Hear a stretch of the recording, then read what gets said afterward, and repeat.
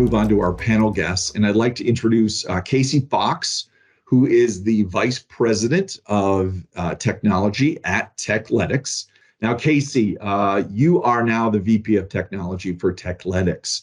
And although you started as a junior resource, almost 15 years ago, I believe, take us through that and what you do today for Techletics, what you do for clients, the different technologies, developing juniors, interviewing, projects, client interaction, et cetera. Take us through that. Okay. And hey, thanks for everything you said in the intro there, Doug. You did a great job summarizing what we're trying to build here. So yeah, like you said, the past 15 years, I've been heavily focused on learning new technologies, new techniques, and really mentoring junior developers all along the way. Right. I've worked across different industries. I've been in transportation. Most recently, I see Maddie on the call here. We're going to get to hear from her and talk about transportation too. Transportation, healthcare, education, telecommunication. I've been heavily focused on the data side all the way throughout it also. One of the things that's great about Techletics, my role here, is I get to do a little bit of everything, right? I get to work with Rob and Mike at ASU, work on that curriculum after we talk to the customers.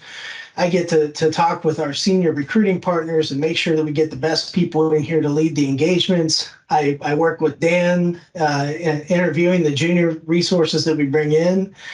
I spend time with every single developer that we have, both senior and junior, making sure they have what they need to be successful. And I spend time with all of our customers. You know, I get an understanding of what the customer's products are. I get an understanding of what the projects are that we're working on, what the deliverables are, and really what the expectations of the customers are in dealing with our teams to make sure that everybody's successful with this.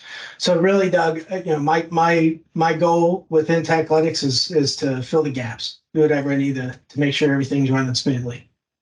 Gotcha. Now, how has Next Gen IT evolved over the last decades? It's taken a whole bunch of different twists and turns, and we finally got to a point where it's pretty refined. Yeah. And, you know, a lot of it is based on collective experience, you know, life experiences, career experiences coming in from different parties involved. And, you know, I think most of us have probably started off somewhere along the line in their career as a junior role, not even taking it outside of IT, but in a junior role in general, right?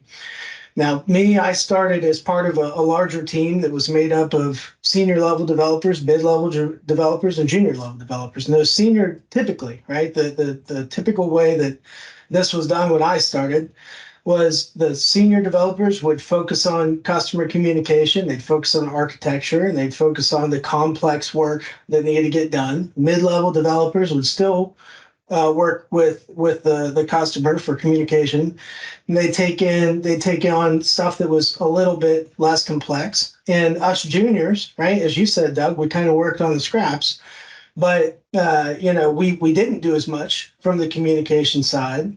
And we kind of worked on the things where if we broke it, it was a great learning experience, but nobody was going to get too upset, right? So, you know, I think enough people have started their career using that approach where we know it works, right? It's just not very efficient.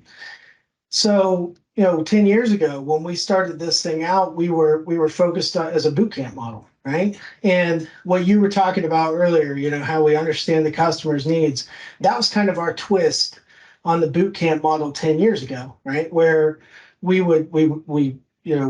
been part of very generic boot camps. I got my start in a boot camp, right? And I spent the time in it, and then I got out to the customer that I was going to work for, and I had to learn everything all over again, right? So our twist was we were going to make these boot camps very specific to the customers. And, you know, we would understand the tech stack. We would understand, you know, what the processes were, what the documentation looked like. We'd go back, we'd build the curriculum out ourselves, right? We'd build tests and quizzes and lesson plans and homework and everything. And we'd put this 2 to 4 month boot camp in place. And we'd put junior developers through it. And then they'd go and they'd start working for a customer. And, you know, there were 2 big things that we learned doing it this way. One is those junior developers would be ready to take on actual deliverables well before that 2 to 4 month boot camp completed, right? In a lot of cases, it's a couple of weeks where patterns start emerging. And yeah, they're not a complete developer at that point, but they can take on certain developers, especially once they have strong mentorship and somebody there in their corner to help them out along the way. The other thing that we learned is they'd finish this course, right? They'd go to the customer and they'd onboard still, right? They'd still have to do more training. And no matter what we would do in that course, there was still training to do. And the reasoning behind that, right, is, no matter how much we want to standardize these things to try to introduce more efficiency into it, like I said, every customer is different, right? But even more, every department and every single team in those departments is different because we're all people. And we do things just a little bit differently because it's comfortable for us, right? So what we decided to do because of that was we wanted to front load the onboarding. We wanted to get, like you said, Doug, get those people involved in the projects as soon as possible, let them learn in the actual team that they're going to be working in. But like I said, front load that onboarding process to condense down the training portion of this, and then get them into the projects, working with the customers, sharpening that communication as soon as possible. And in order to do that, you have to have these 10, like you said, 10, 15, 20-year subject matter experts that they can come in and they can guide the project. But they can also guide these resources to make sure that they're successful, what they're producing for the customers, up to par, everything, right? And the key to making this thing work in its form that it is today is really the partnerships that we have with AZNext, right? When we did this as the bootcamp model 10 years ago, we had federal funding for the program, right? And the federal funding paid for the instructor, essentially, right? The course was still free for the junior developers that wanted to come through, but they still had a day job that they had to do. And they still had to, at the end of the day, come to this program instead of spending time, with their kids, their family, or their friends. And it was always a secondary thing, right? So having the Department of Labor funding in place to be able to pay these junior developers that want to come in and learn how to be successful in this model, it's a game changer for that because it makes it a primary focus instead of a secondary focus, right? The other piece that I talked about was, hey, we'd understand what the needs were from the customer, and then we'd build the curriculum. Well, listen, I think I did a decent job at that, right? But there's no comparison to what we get with a world-class education partner like ASU that we can feed these requirements into and build this rock solid 2-week training course to put people through and then get them a head start so they can start working with senior level developers and make themselves successful. And Doug, you mentioned, right, if the priority shifts for that developer down the road, they can go back, they can retrain on stuff.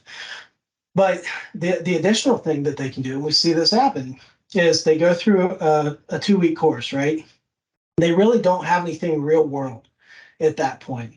Well, say a month into them actually working for the customer, right? They've got some of that real world pain that they felt in these projects, right? And the seniors can identify certain areas where they may need a little bit more reinforcement. Well, those people went through that AZNext course. They still have that material. So the senior can point back to whatever module he wants the person to get reinforcement in. They go take that, now armed with their real world experience with it.